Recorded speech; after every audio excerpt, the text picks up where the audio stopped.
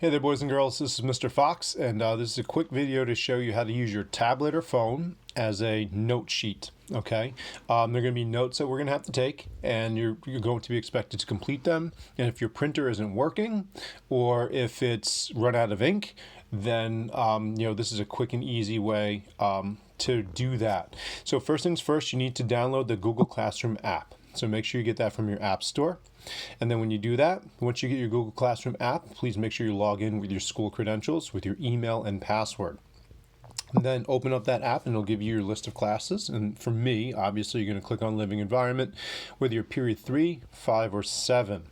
Then once you click on that class, it'll bring you to the stream. Maybe your interface looks a little bit different from mine because my phone's a Google Pixel 2.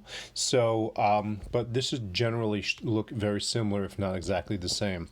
So just like you would see on the normal Google Classroom in your Chromebook, you would have the most recent assignment posted. So to get to that assignment, you're just going to click on that link, and then it'll bring you to a general overview of instructions and descriptions. Okay, the real one for our first assignment is going to be a little bit more detailed, but this is just a general one that I used for this demo. At the bottom, as you can tell, there is no link or file for you to work on, even though the instructions say fill out the notes using another browser in your window or your mobile device.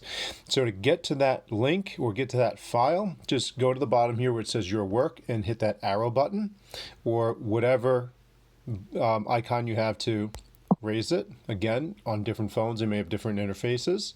And then you'll see on this screen, I'll have the Google Doc Science Department, the stages of the cell cycle. I'll have an attachment.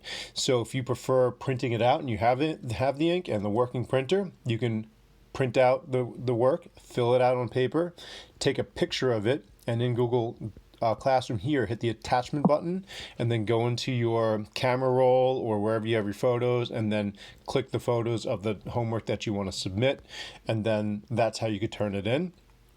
Or you can just simply click on the Google Doc icon and that'll bring you to this overview, or possibly bring you to this overview of the notes that you're going to have to fill in. And then once you get here, you're going to have to activate it in Google Docs. Perhaps your phone goes straight to Google Docs. Mine goes to this overview here. So I'm going to hit this button in the upper right-hand corner. That's a square with an arrow pointing to the upper right-hand corner to activate it. And now it brings me to the document. So this document at this point, I cannot edit. There's nothing I could do to write or type on it. All right, at the bottom right-hand corner of my screen, you'll see a white circle and a blue pen or pencil icon. That is your editing icon. So all you're going to do is click that, and what will end up happening is your keyboard will probably pop up or whatnot, and this means you can edit it.